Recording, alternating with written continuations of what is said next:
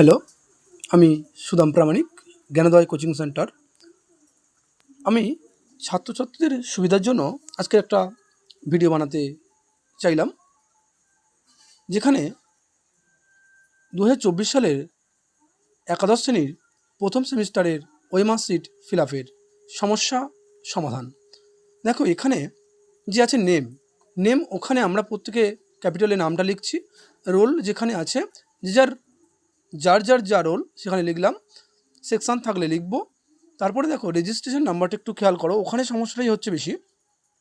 কারণ registration number ধরো 6139407754। এখানে দেখো আমি কিভাবে ফিল আপ করেছি। যেখানে 6 রয়েছে সেই লাইনে, যেখানে 6 রয়েছে সেখানে আমরা কি করেছি, ব্ল্যাক করেছি। দেখো 5 তারপরে 6 এখানে আমরা ব্ল্যাক করে দিয়েছি। আবার যেখানে 1 আছে 1-এর ঘরটা ব্ল্যাক করেছি। অর্থাৎ একটা করে এই লাইনে একটা করে মাত্র গোল করবো। অনেকে এখানেই 6 করছে বা 6 করছে, এখানেই আবার একটা করে দিচ্ছে, মানে 1টা করে দিচ্ছে। এটা কিন্তু সমস্যা বা ভুল, এটা করা যাবে না। একটা লাইনে একটা যে সংখ্যাটা উপরে আছে সেই সংখ্যাটা কেবলমাত্র ব্ল্যাক করব, ঠিক আছে? এটা মাথায় রাখতে হবে। এইভাবে আমরা এটা ফিল আপ করে দেব। আর এখানে সিগনেচার করে দেব যে যার নাম। এখানে সাবজেক্টটি লিখব।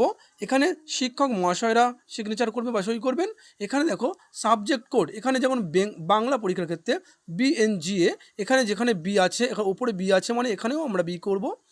এন আছে, এখানে দেখো এনটা ব্ল্যাক করেছি, জিটা উপরে আছে তাই আমরা জিটা ব্ল্যাক করেছি, এবং এটা এখানে আছে অর্থাৎ এটাও এখানে ব্ল্যাক করেছি। এইভাবে আমরা ফর্ম বা সিটটা পূরণ করব।